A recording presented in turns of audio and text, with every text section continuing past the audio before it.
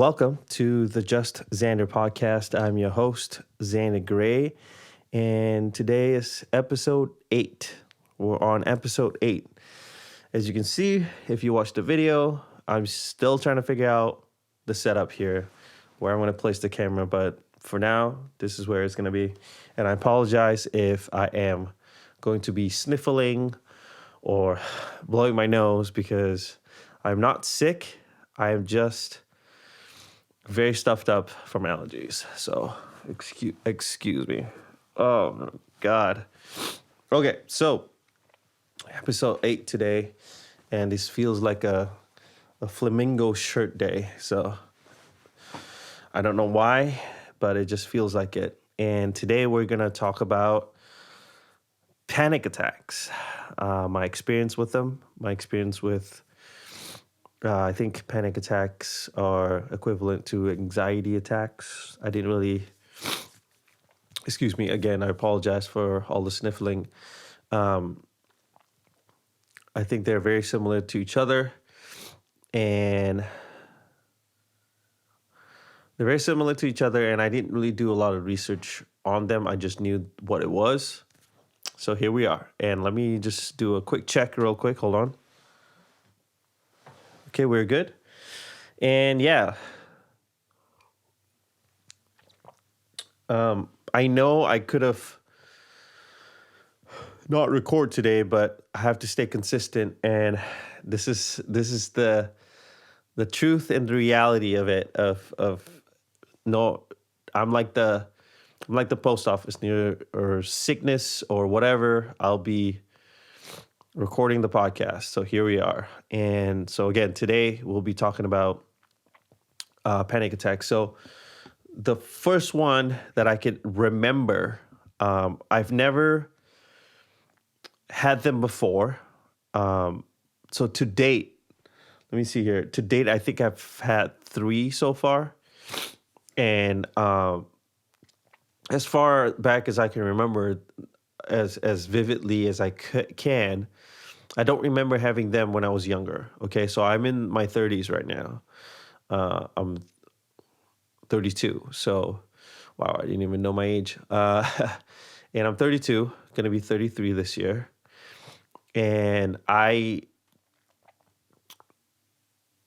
far as I know, I've never had them before. Okay, so the first one that I've had, and this is a funny story. It could be a funny podcast today. We'll see how it goes. So I was at home with the wife. Okay, it was late. It was pretty late at night.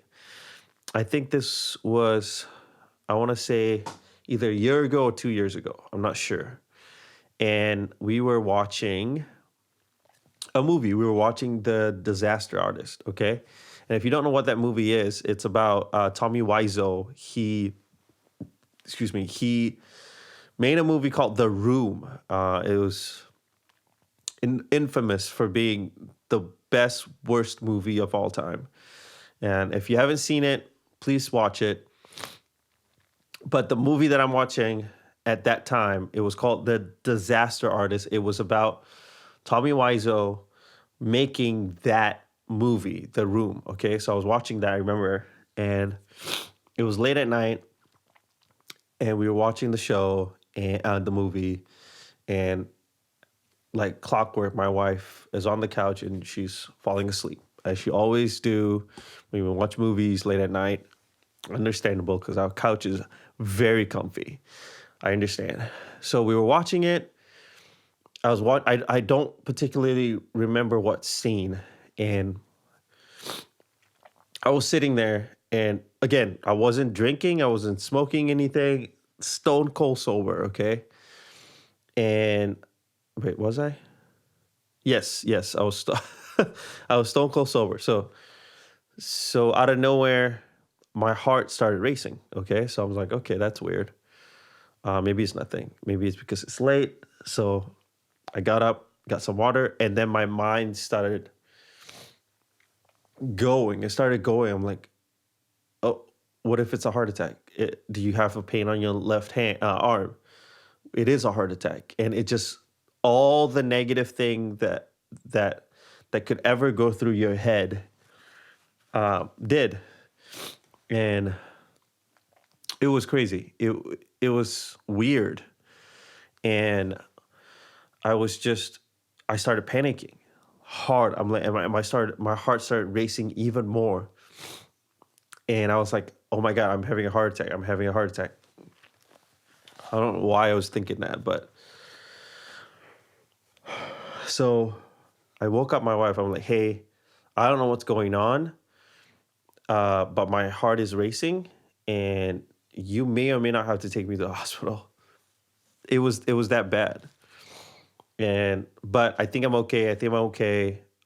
Just pretty much, I told my wife to just hold me. So I just buried my head, my face in her, in her neck, and just kind of buried my head on her chest, and just kind of breathed through it. She started rubbing my back, and it subsided. So that was a weird experience. I'm like, wow, I don't know what this is. So it didn't happen again. The next day, I was just thinking in my head, like, what was that? And I remember working out that day. I was on a treadmill, and I was trying to, uh, go back to that feeling. I was trying to feel that emotion again, and I don't know what that was. Okay, and I was like trying to restart that feeling again. Was it adrenaline? Was it whatever? I had no idea. I was trying to get that feeling again, to just control it, to just know what it was. And that was it. That was it, okay? And then after that, it started again, excuse me for sniffling. Oh man, I'm so embarrassed. Just allergies is killing me today. Just today. I was fine the whole day, and then out of nowhere, boom. I'm sneezing, and anyway. So every time I drive to work at the time, I'm like trying to find that feeling again, trying to understand it, okay? And when I was talking to my wife about it, and she's like, yeah, it was a panic attack. And I was trying to understand why. Why was I having this, from not having it to having it? And then the second one, this is funny. The second one, it happened at a movie theater again, yet again. I was watching Avengers Endgame, and it was the 3D. It was the 3D one. Okay, so I remember they had new glasses where when you put the glasses on, it pretty much cover the sides. Okay, so it's completely covered. So you're completely immersed in it, pretty much. And we got good seats, and we were literally sitting in the middle of the theater. So you're there, and this was crazy. It was the very end of the scene, and no spoilers alert. If you spoiler alert if you haven't seen it, it was the very end where Thanos was fighting the Iron Man, Thor, and Captain America. It was that scene, and then suddenly, out of nowhere, my heart started racing again, and yep, it was a panic attack. No idea why. And all I wanted to do was get out of the theater. And I was sitting there. I was like, I need to get out. I need to get out. But I didn't want to, because this was the scene. And I didn't want to deal with people asking me, why'd you leave at the final scene? Like, what was going on? I didn't want to talk about it, because I knew that was the moment and this movie was 3 hours long. Okay. So the very end of it, and I wanted to get out. So I just sat in it. I just sat in that panic attack. Literally, I was just sitting in it. I'm just trying to recall back. Yeah, I was just sitting in it, and And it happened over and over again. Like I was fine and then it came back in. I was fine and then it came back. It just felt like, let me, let me. So, okay, for one, your heart is racing. You feel warm all over, really warm all over. You feel like you can breathe. You feel like, you don't feel like you're dying. It's more like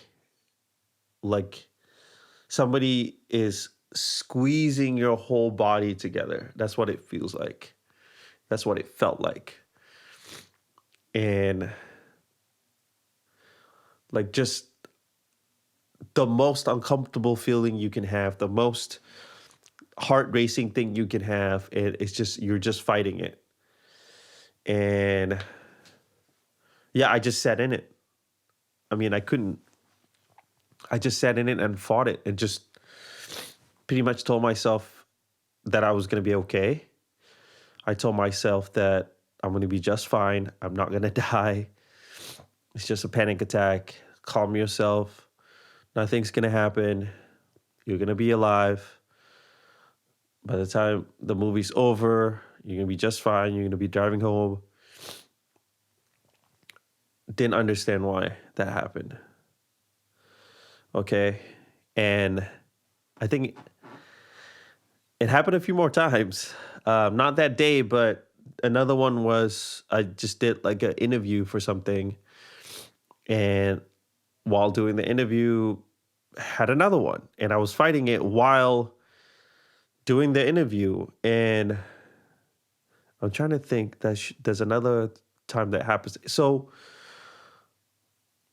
but the first two from that, watching that movie and watching the other movie, that that felt the worst, pretty much. So anytime that it happened again, I felt like I could control it. And then the last one that happened, my last panic attack that's very recent, was when I had to fly out to California for work. It was a trade show, and I don't really like flying too much. I was fine before. I had no problems flying, but recently I just started not liking flying. I don't know why. I go straight to negative thoughts, and I just don't like flying. And it was a short flight. It was like 2.5 hours, almost 3. And the first one, I just was so uncomfortable, same feeling, but I told myself I'm going to be just fine. And it was an anxiety attack, just you go straight to the bed like, oh, we're going to crash, we're going to die. Did I live my life to the fullest and all that jazz? But flying is like the safest, like statistically, and I had to just look up how to conquer your fear of flying and all that stuff. And I flew a lot before. I just sat in it, dealt with it. But that was the last one that happened. What helped me was my anchor. I wear this necklace. It has my grandfather's ring attached to it. And at the time, I feel uncomfortable wearing rings and stuff. So I would put my grandfather's ring and my wedding ring on this necklace. And I would just sit there. This is the last one. I would sit there and just kind of hold it.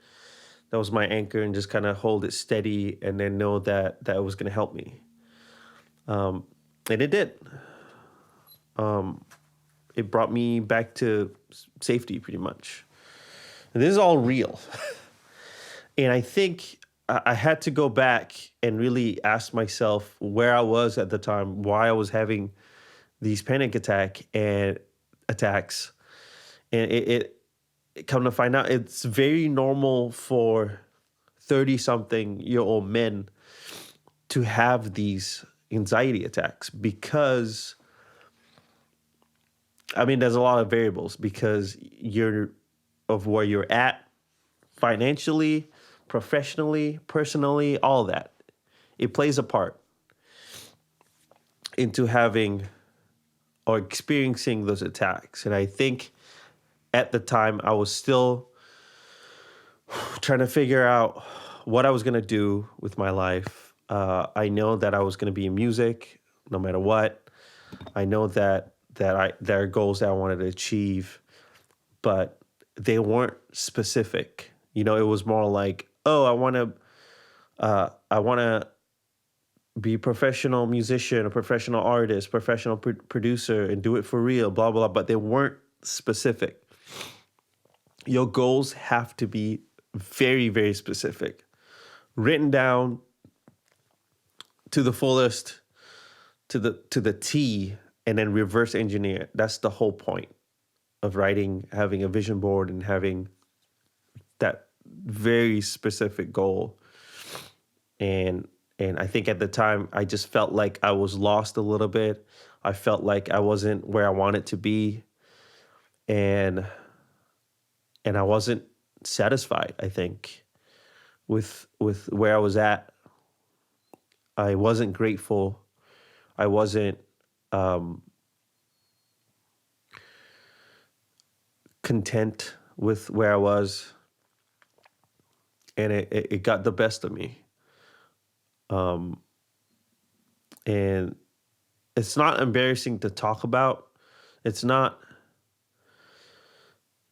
not embarrassed about it at all.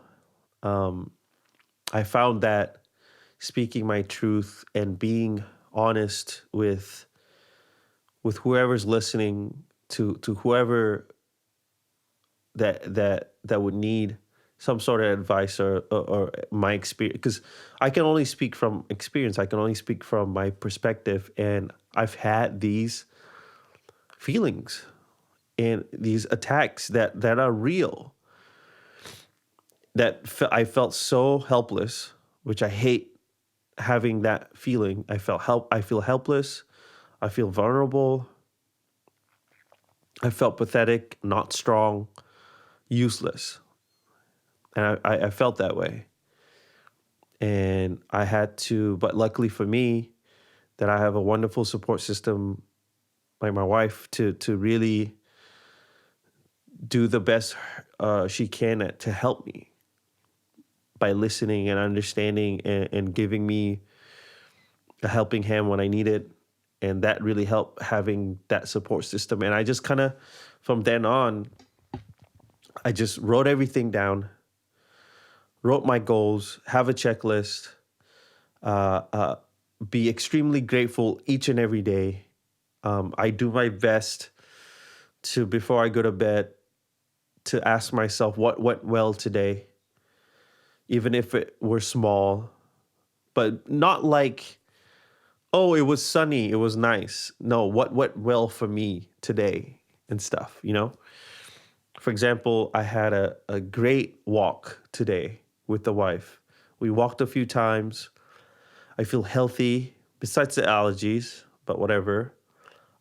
Ate well today, had enough food in the house for sustenance. I was able to read and gain knowledge with what I wanted to do, write goals down, have a game plan. And then doing this podcast is another checklist. So that went well today for me before I go to bed. And then the next day, wake up right away telling myself it's going to be a good day. 1 second, 1 minute, 1 hour, 1 day at a time. And so whenever I feel lost or feel like I'm not achieving what I want to, I just go straight back to being grateful with what I have and what really helped me move forward, and knowing that what I need to do with the hard work and the talent and the motivation that I have to move forward.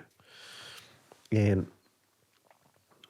I guess what I'm saying is it was a wake-up call. It wasn't anything crazy. I didn't experience a near-death experience or anything, but those were real to me.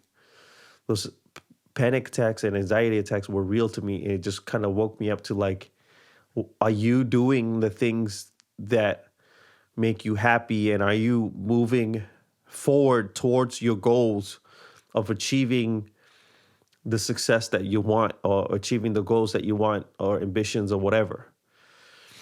And I think you have to really question yourself on what you want in life. I think it's okay to explore as many things as possible to find what you want to do. And I think for the longest time, I felt like I was too old to do anything. Even though 32 is young, I'm so young. I'm still young. I'm the youngest man alive. Not Chris D'Elia, me. It's an inside joke. If you listen to Chris D'Elia, that's what he says. He's like the youngest person alive. Anyway, very poor reference on my part. But my mindset is young. Like, I feel like I'm still in my 20s, which is weird to say, but I do. I'm still hungry. I still am motivated. I still want to gain as much knowledge as I can on the things that I want to do. I want to get better at my craft. I want to get better at speaking, at performing, at being an artist with a capital A, you know? Anyway, I think you have to go through that. I think you have to go through some sort of trauma to really awaken your inner soul, you know, to really get into what you need to do to make yourself happy and content. Yeah, and that was my experience. It was weird. Like, I remember thinking like, you're invincible, you know? Just none of that's gonna happen to me. I'm gonna be just fine. I want to live forever and all that. But you really come to understand how flawed you really are. And I think that's okay to know what you're weak at, to know what you can or cannot do, and then get better at it.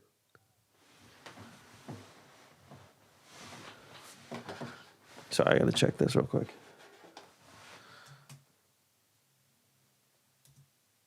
It's a long pause. I apologize. Hold on.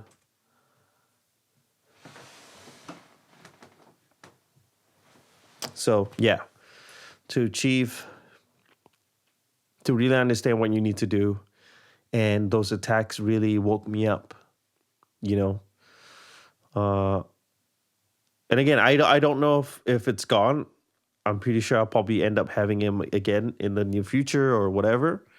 It's just, I think the best, I looked it up. I think the best way to handle it is to sit in it and to kind of calm yourself down and not to run away from it. That really helped. You really have to sit in it. It's so uncomfortable, but it's true. And it will subside and you'll be just fine. Everything's going to be just fine. Anyway, I know this one, again, is very, very a downer perhaps, but this is my truth, you know? And I really wanted to talk about it because especially now of what's going on, there's a lot of people that can't provide for their family because of what's going on. They have to innovate. They have to really struggle and do the best they can to provide for their family.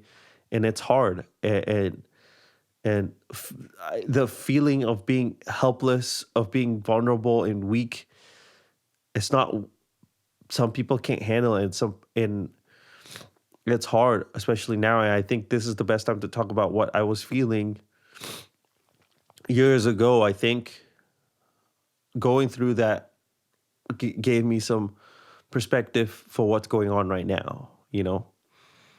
And I can't speak for anybody right now. I can't speak for what anybody's going through. Again, I can only speak from experience. I can speak from my own perspective. And So I just wanted to share that truth with you guys.